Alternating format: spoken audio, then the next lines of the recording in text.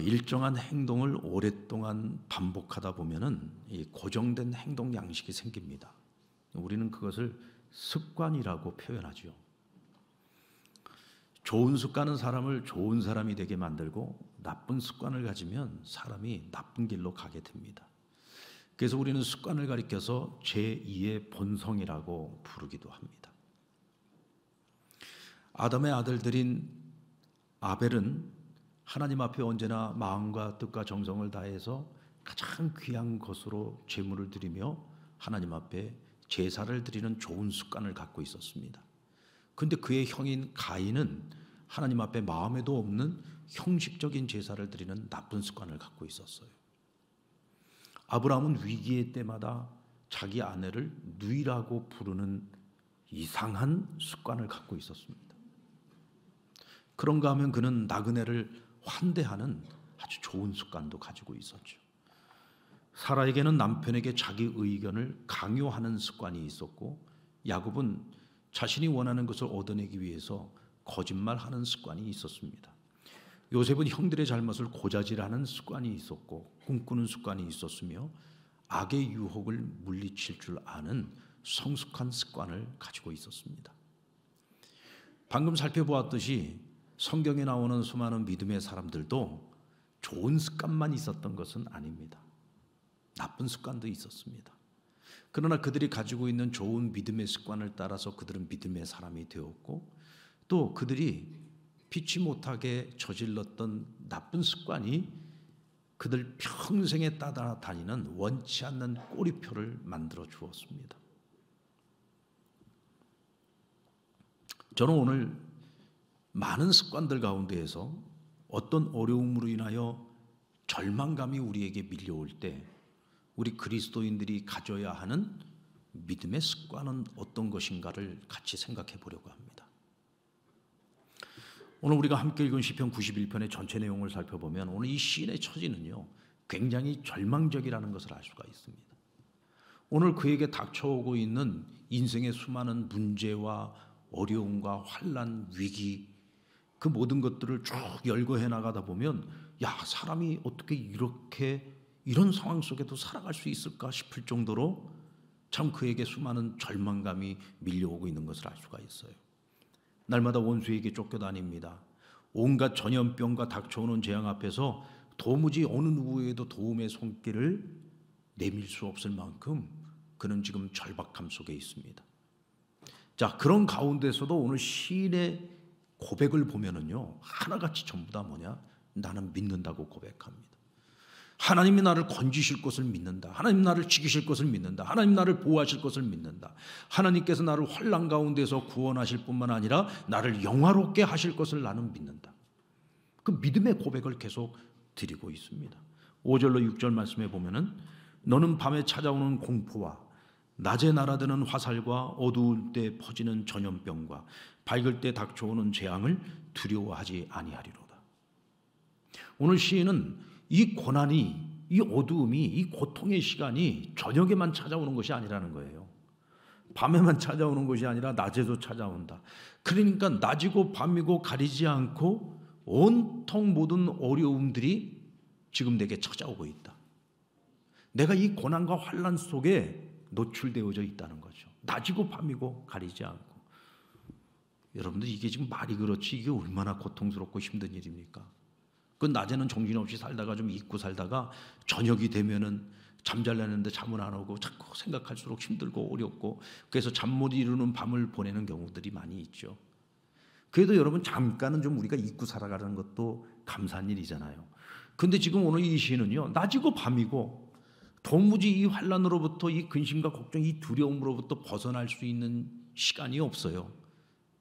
그런데도 오늘 시인은 원망과 불평이 아니라 나는 믿습니다. 나는 믿습니다. 나는 믿습니다 하고 자신의 믿음의 고백을 지금 계속 하고 있는 거죠. 7절 말씀을 보실까요? 같이 한번 읽겠습니다. 시작. 1000명이 내 왼쪽에서 10,000명이 내 오른쪽에서 엎드러지나 이 재앙이 내게 가까이 하지 못하리로다. 오직 너는 똑똑히 보리니 악인들의 보응을 내가 보리로다. 지금 내 왼쪽에서 1000명이 죽어가고 있어요. 내 오른쪽에서 10,000명이 죽어가고 있어요. 지금 어떤 전염병이 와서 지금 수많은 사람들이 지금 막 죽어나가고 있어요. 그런데도 오늘 시인은 뭐라고 고백합니까? 그 재앙조차도 나에게는 접근하지 못할 것이다. 나는 확신을 가지고 고백하고 있는 겁니다. 원수가 나를 둘러싸고 있다고 할지라도 그 원수가 나를 치는 것이 아니라 오히려 하나님께서 그 원수에게 보응하는 것을 내가 반드시 보게 될 것이다 라고 노래하고 있는 겁니다. 여러분 대단하지 않습니까? 어떻게 이런 절대절명의 상황 속에서 오늘 이 시인은 이와 같은 믿음의 고백을 할 수 있는 걸까요? 이건 여러분 하루아침에 갖게 된 게 아니죠. 이 믿음이라고 하는 것이 어느 날 갑자기 하늘에서 뚝 떨어지는 게 아니에요. 부단한 훈련을 통해서 오늘 이 사람은 이와 같은 믿음의 습관을 가지고 있는 것이고 어떤 상황 속에 어떤 절대절명 속에서도 그는 원망과 불평이 아니라 낙심과 절망이 아니라 희망과 소망을 갖는 거예요. 이것은 하루아침에 이루어진 것이 아닙니다. 수많은 경험을 통해서 또 믿음의 결단을 통해서 그는 수없이 환난 가운데서 건져주시는 하나님의 손길을 경험했어요. 아무것도 아닌 나를 높여주시는 그 하나님을 만났던 거예요. 내가 하나님께 부르짖고 간구할 때마다 하나님께서 나의 기도를 외면하지 아니하시고 응답하시는 하나님을 만났던 겁니다. 그러니까 과거뿐만 아니라 지금 현재도 그렇고 앞으로 미래도 그렇고 어떤 상황에 어떤 절망이 내게 찾아온다 할지라도 나는 그 순간에 절대로 낙심하거나 절망하지 않고 나는 믿는다. 그래서 나는 끝까지 하나님만 바라볼 것이고 끝까지 하나님 앞을 떠나지 않을 것이고 끝까지 하나님 앞에 무릎으로 나아가겠다고 고백하고 있는 겁니다. 이번 주 월요일부터 한 주간 동안 우리는 다니엘 기도회를 갖게 됩니다. 매년마다 우리는 이 다니엘 기도회를 통해서 정말 많은 은혜를 입었습니다.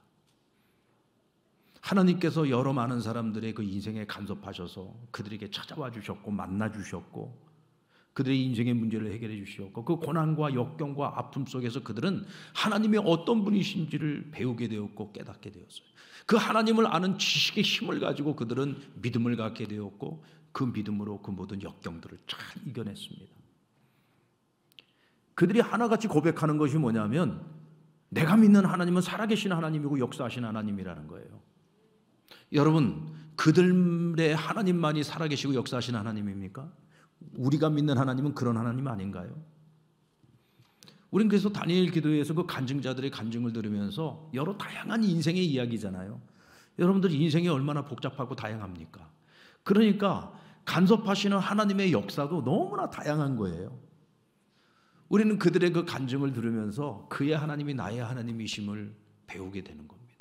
그래서 지금 현재 내게 찾아와 있는 어떤 어려움이 있어도 어떤 역경이 있더라도 우리는 그것을 믿음으로 이겨내고 극복할 수 있다는 희망을 갖게 되는 거예요. 용기를 갖게 되는 겁니다. 이번 다니엘 기도회 안에서도 그와 같은 놀라운 은혜와 역사가 충만하기를 우리 주님의 이름으로 축원합니다. 3절부터 하나님과 관련한 동사들이 28번이나 반복되고 있는데요. 이 동사들을 보면은 하나같이 미완료형 단어를 쓰고 있어요. 이 미완료형이라고 하는 것은 뭐냐면 아직 완성되지 않았어요. 그러나 지금 계속해서 이루어지고 있는 것을 말하는 겁니다. 하나님께서 믿는 우리에게 어떻게 행하시는지는 미완료형이에요. 계속해서 이루어지는 겁니다. 과거에도 그렇게 하셨고 오늘도 그렇게 하시고 앞으로도 그렇게 하실 거라고 하는 고백인 거죠. 하나님 우리를 건져내시고 그의 날개로 덮어주시고 방패가 되어주시고 높여주시고 응답하시고 영화롭게 하시고 보여주시고 이 모든 것들이 전부 다 미완료형입니다. 주님은 지금도 잠잠치 않고 일하고 계십니다. 믿습니까? 이것이 여러분 다니엘 간증자들에게만 일어나는 일이 아니에요. 우리에게도 일어나는 일입니다. 사실 오늘 이 자리에서도 누군가 나와서 간증하라 그러면 간증할 사람들이 얼마나 많겠습니까? 오늘 우리의 삶 가운데서도 그런 일들이 얼마나 많습니까? 어렵고 힘든 일들도 많고 절망 가운데 있을 때도 있고 그러나 하나님 우리를 버리지 아니하셨잖아요. 오히려 그런 고난 속에서 우리는 하나님을 더 깊이 알았고 더 깊이 깨달았고 그래서 우리는 하나님과 더 친밀함을 이루지 않았습니까?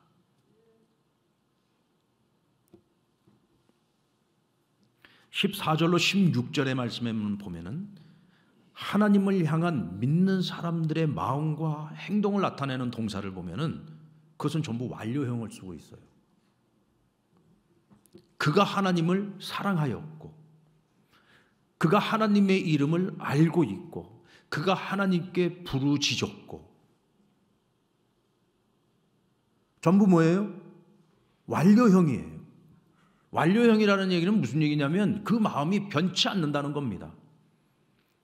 조건에 따라서 하나님을 사랑했다가 미워했다 이런 게 아니에요. 어떤 상황 속에서도 언제나 하나님을 사랑하는 그 마음이 변치 않는 마음을 말하는 겁니다. 하나님을 알기 위해서 더욱 힘쓰고 있는 자세와 태도를 말하는 거예요. 어떤 어려움 속에서도 좌절하고는 낙심해 있는 것이 아니라 오히려 그 시간에 하나님께 무릎으로 나아가서 부르짖으며 간구하고 하나님께 기도하는 겁니다. 요동하지 않는 그런 성도의 아름다운 믿음의 모습을 말하고 있는 거죠. 여러분, 이와 같을 때에 하나님이 우리를 건져주십니다. 덮어주십니다. 높여주십니다. 응답하십니다. 자, 그럼 우리는 어떤 믿음의 습관을 가져야 하는 걸까요? 여러분들, 내게 지금 절망이 찾아와 있어요? 고난과 환난이 찾아와 있어요? 우리는 이때에 누구 앞에 서야 합니까? 어디서 길을 찾을 겁니까? 우리는 어떤 경우에도 지극히 높으신 하나님, 전능하신 하나님 앞에 서는 믿음의 습관을 가져야 돼요. 자꾸 다른 데서 길을 찾지 말란 얘기입니다. 믿음이 없는 사람들은 자꾸 딴 데서 길을 찾으려고 해요. 내가 지금까지 살아왔던 삶의 방식에서 길을 찾으려고 합니다. 그러니까 인생이 더 꼬이는 거예요. 더 어려워져요. 내가 믿음이 있는 줄 알았는데 그런 상황들을 만날 때마다 나는 내가 얼마나 믿음이 없는 사람인지를 발견하게 되는 거죠. 어떤 경우에도 하나님 앞을 떠나서는 안 됩니다. 1절로 2절의 말씀을 같이 한번 읽어볼까요? 시작. 지존자의 은밀한 곳에 거주하며 전능자의 그늘 아래에 사는 자여, 나는 여호와를 향하여 말하기를 그는 나의 피난처시요 나의 요새요 내가 의뢰하는 하나님이라 하리니. 여러분들, 우리가 믿는 자라고 해서 그리스도인이라 하나님의 자녀라고 해서 우리에게 인생에 어려움이 없습니까? 환난이 없습니까? 우리가요, 대충 믿을 때는 별로 어려움이 없다가 정말 내가 온전히 한번 믿어봐야 되겠다 마음 먹고 작정하고요, 믿음 생활을 제대로 해보려고 스타트하잖아요. 그럼 그때부터 시련이 막 찾아와요. 어려움이 찾아옵니다. 우리가 그냥 지멋대로 신앙생활할 때는요, 사단이도 긴장을 하지 않습니다. 왜? 뭐 저렇게 믿어봐야 별 볼 일 없으니까. 그러나 우리가 한번 하나님 앞에 제대로 믿어봐야 되겠다, 온전히 신앙생활해야 되겠다 마음 딱 먹으면 사단이 긴장을 하기 시작합니다. 그래서 욥을 참소했던 것처럼 하나님께 우리를 참소합니다. 그리고 자꾸 우리를 시험해 보죠. 그래서 우리에게 시련이 찾아오는 거예요. 이때 여러분, 우리는 어떤 하나님을 만나냐? 낯선 하나님을 만나게 됩니다. 낯선 하나님. 내가 지금까지 믿고 싶었고 내가 지금까지 믿으려고 애썼던 그 하나님, 나의 시야에서만 바라보았던 그 하나님이 아니라 전혀 예상하지 못했던 하나님을 우리가 뜻밖의 내 인생에서 만나게 될 때가 있어요. 여호와는 나의 요새요 나의 방패요 나의 피할 바위요 환난 날의 구원이라. 날마다 우리가 그렇게 고백하면서 나는 그런 하나님이 너무 좋았어. 기도하면 금방금방 응답해 주시고, 기도하면 내가 해결하지 못하는 문제들이 금방금방 해결되고, 하나님은 나에게 너무너무 필요한 하나님이야. 나는 그래서 그 하나님을 사랑했어요. 그래서 나는 그 하나님을 높였어요. 근데 어느 날 낯선 하나님이 찾아옵니다. 갑자기 나를 하나님께서 광야 한복판으로 몰고 가십니다. 내 모든 길을 다 막아버리시고 나를 벼랑 끝에 세우시기도 합니다. 그 낯선 하나님을 만났을 때 많은 성도들이요, 어찌할 바를 몰라 합니다. 그러다 나중에는 탄식하다가 나중에는 하나님 원망하죠. 하나님, 내가 좀 제대로 믿어보려고 마음 먹고 내가 열심을 내고 있는데 왜 갑자기 나를 광야 한복판에 세우시는 거예요? 왜 나를 벼랑 끝에 세우시는 거예요? 그리고는 또다시 과거로 돌아가 버리는 경우들이 많이 있어요. 지난 여러분 우리 코로나가 한 3년 시간을 보내오면서 얼마나 많은 성도들이 그런 시련과 어려움을 견뎌내지 못하고 하나님 원망하고 떠나버리는 이들이 얼마나 많습니까?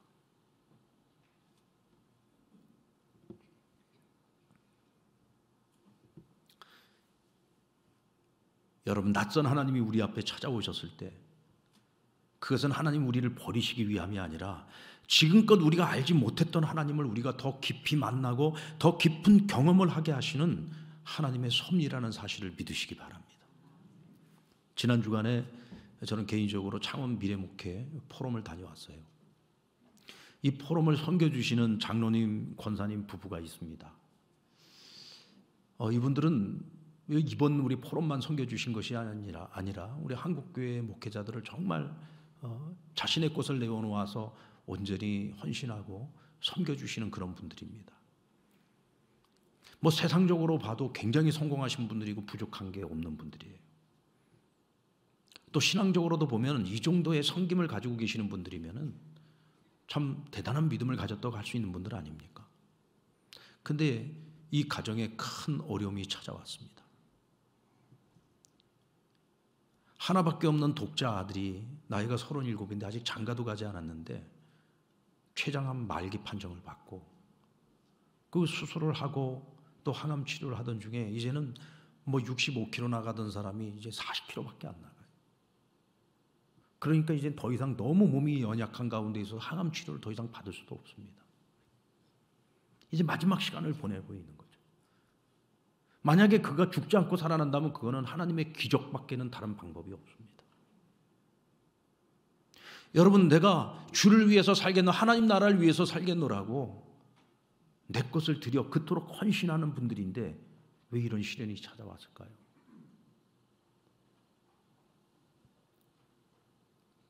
만약에 나에게 그런 어려움이 찾아왔다고 생각을 해보십시오. 그럴 때 나는 어떻게 반응할까를 한번 생각해 보세요.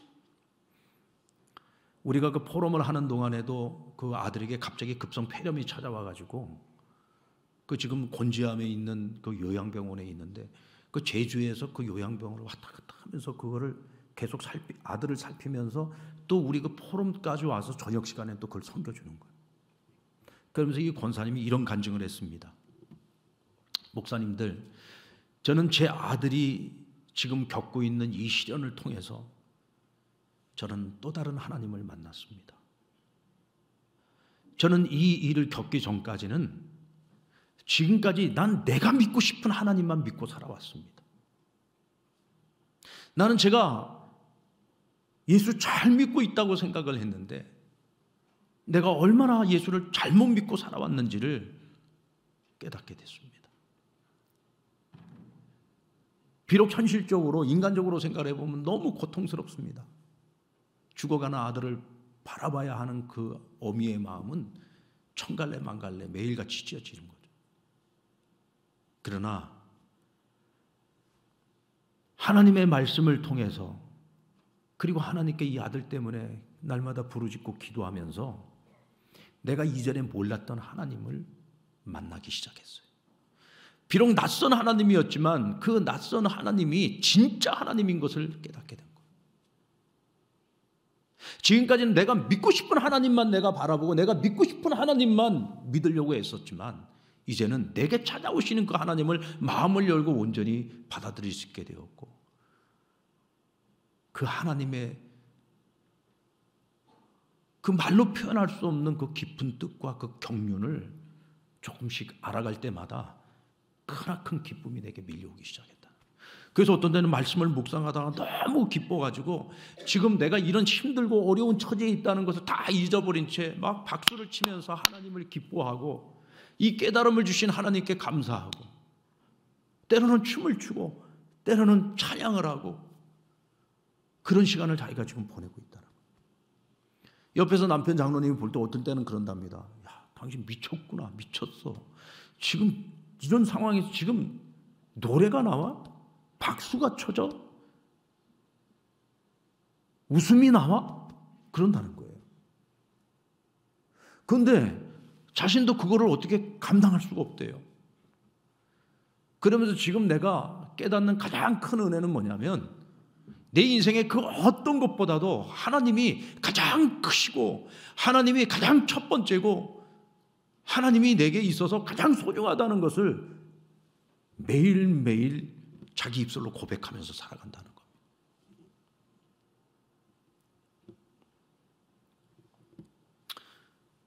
저는 한 주간 동안 욥기서를 묵상을 하면서 그 큐티집에 나오는 글을 보고 참 제가 너무 은혜를 받았어요. 여러분들에게 좀 소개를 하고 싶습니다. 낯선 하나님을 만나는 경험은 하나님을 더 깊이 알아가는 첫걸음이다. 낯선 하나님이 어떤 하나님이에요? 내가 믿고 싶었던 하나님이 아니라 때로는 원치 않아요. 나 하나님 이런 모습은 싫어요. 그 하나님이 내게 찾아오는 것은 하나님 나를 버리시기 위함이 아니라 우리가 하나님을 더 깊이 알아가기를 원하시는 그런 하나님의 모습이라는 거예요. 하나님을 이해할 수 없는 때가 온다면 하나님을 아는 지식이 더 깊어져야 할 때가 온 것이라는 겁니다.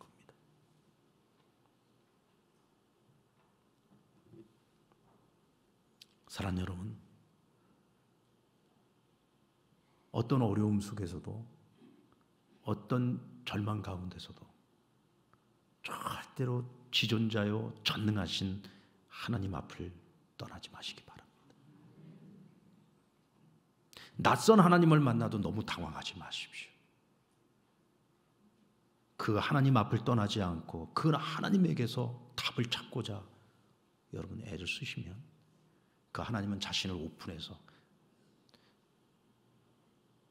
나는 이런 하나님이야. 나는 너를 향해 이런 뜻을 갖고 있어. 이런 계획을 갖고 있어. 하나님께서 우리에게 그것을 보여주시고 알게 하실 줄로 믿습니다. 그리고 두려워하지 않는 믿음의 습관을 가져야 됩니다. 여러분, 이렇게 믿음 좋은 시인이지만 그러나 또다시 이전 경험보다도 더 큰 절망이 찾아왔을 때는요, 두려움이 엄습해 옵니다. 그리고 믿음이 흔들리려고 해요. 그럴 때 오늘 이 시인은 자기 자신에게 이렇게 말합니다. 아무것도 두려워하지 말자. 아무것도 두려워하지 말자.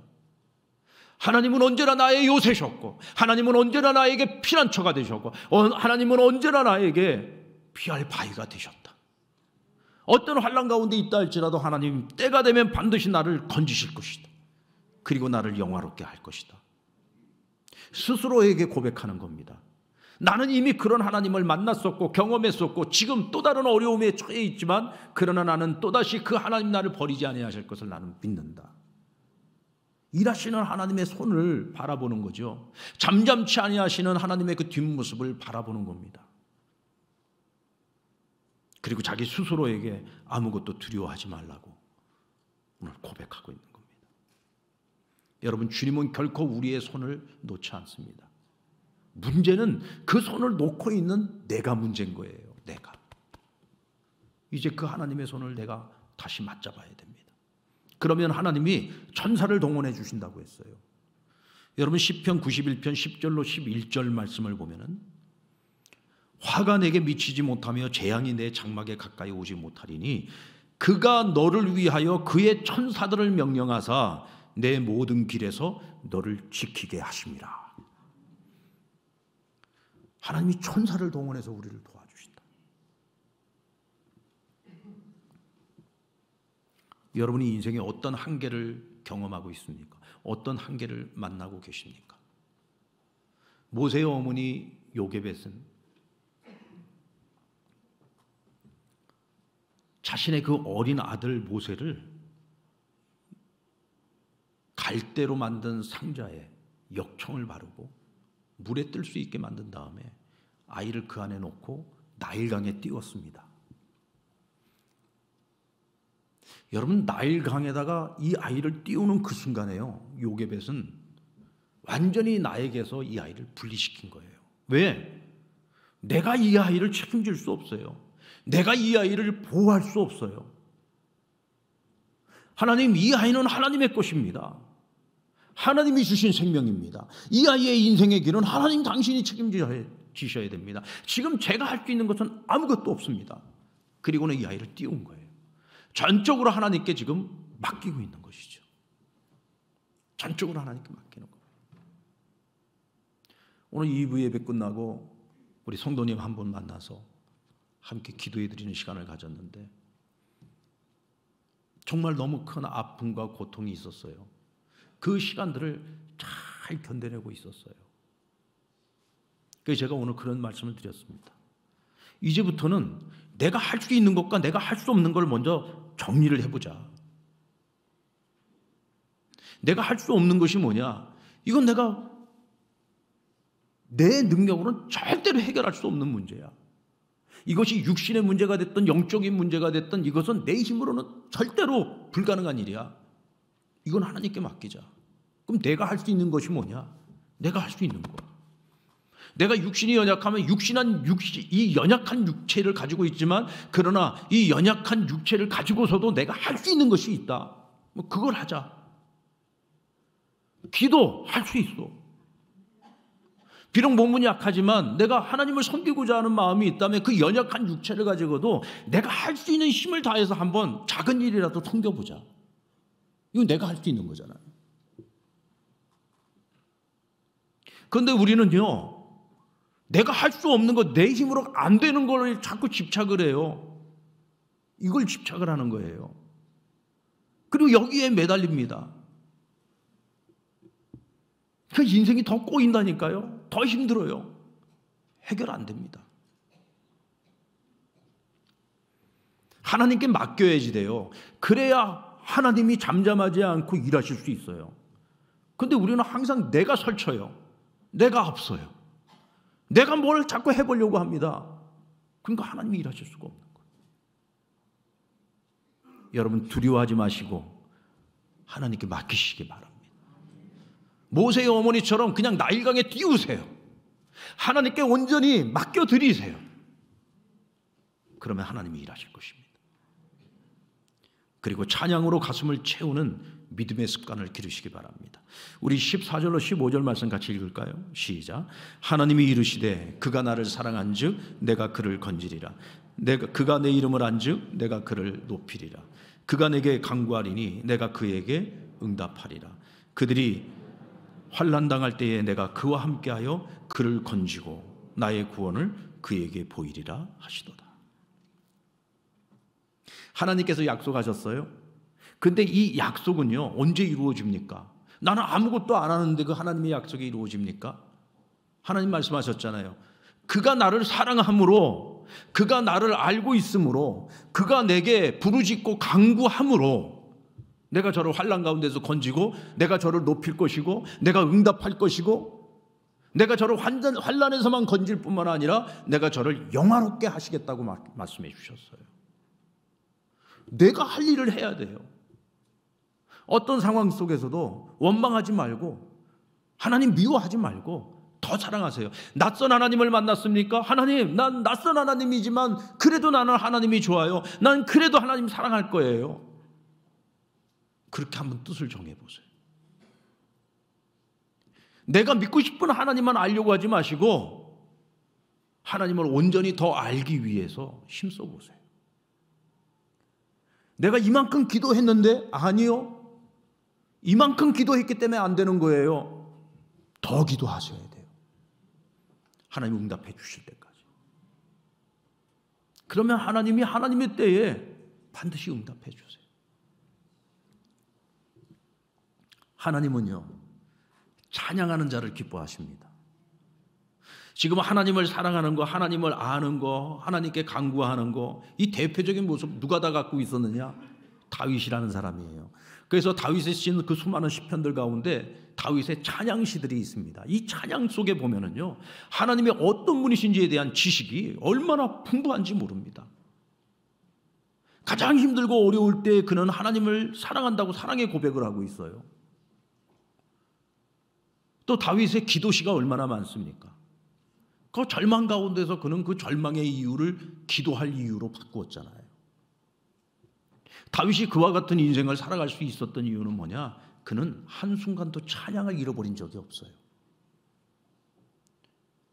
여호와의 법궤를 예루살렘으로 모셔올 때 그는 자신의 왕의 신분을 가지고 있었음에도 불구하고 백성들이 다 지켜보는 가운데에서도 옷을 벗고 하나님을 찬양하며 노래했어요. 그 아내가 왕이 돼갖고 주책이다라고 그를 비난했음에도 불구하고 다윗이 뭐라고 말합니까? 내가 하나님 앞에서는 그보다 더 유치해질 수도 있다. 그리고는 하나님을 찬양했던 사람이 다윗 아닙니까? 그러니까 하나님이 그를 사랑하셔서 그 많은 환난과 어려움들이 있었지만 그를 늘 건져주셨고 높여주셨잖아요. 그를 환난 가운데에서 건지실 뿐만 아니라 그를 얼마나 영광스럽게 만들어 주셨습니까? 여러분, 찬양의 능력을 가지시기 바랍니다. 힘들어요? 찬양하세요. 슬퍼요? 찬양하세요. 괴로워요? 찬양하세요. 탄식한다고 답이 나옵니까? 찬양하세요. 답이 나옵니다. 이번 포럼 기간에 이제 목사님, 사모님들 같이 이제 차를 타고 이동을 하는데 이제 서로들 그 안에서 자기 간증의 시간들을 가졌어요. 이제 목회를 해오면서 정말 개인적으로 힘들고 어려웠던 이야기들을 이제 같이 나누는데 동변상련이라고 뭐 목회자들이 겪는 일이라는 것이, 왜냐하면 사실 여러분 목회라고 하는 것이요 피 흘리면서 목회하는 겁니다. 이 목회는 그런 거예요. 그 시간들, 그 과정 속에서 겪어야 했던 오늘의 그 모습이 아니에요. 여기 이 자리에 오기까지 그 과정 속에서 흘려야 했던 그 수많은 눈물들과 아픔들과 그 역경들, 그 얘기들을 같이 나누면서 눈물을 흘리고 서로 눈물 닦아주고 그런 시간들을 보내는데, 목사님 한 분이 굉장히 막 감동이 있었는지 사모님들, 우리 사모님들 위로하는 그 노래를 하나 틀어주겠다고 그러면서 노래를 하나를 틀어주는데 보니까 찬송가가 아니더라고요. 찬양도 아니고 복음성가도 아니야. 가만히 들어보니까 이 세상 노래인데 이 노래의 가사가 뭐냐면 살다 보면 사라진다. 살다 보면 사라진다. 여러분 진짜 그렇지 않습니까?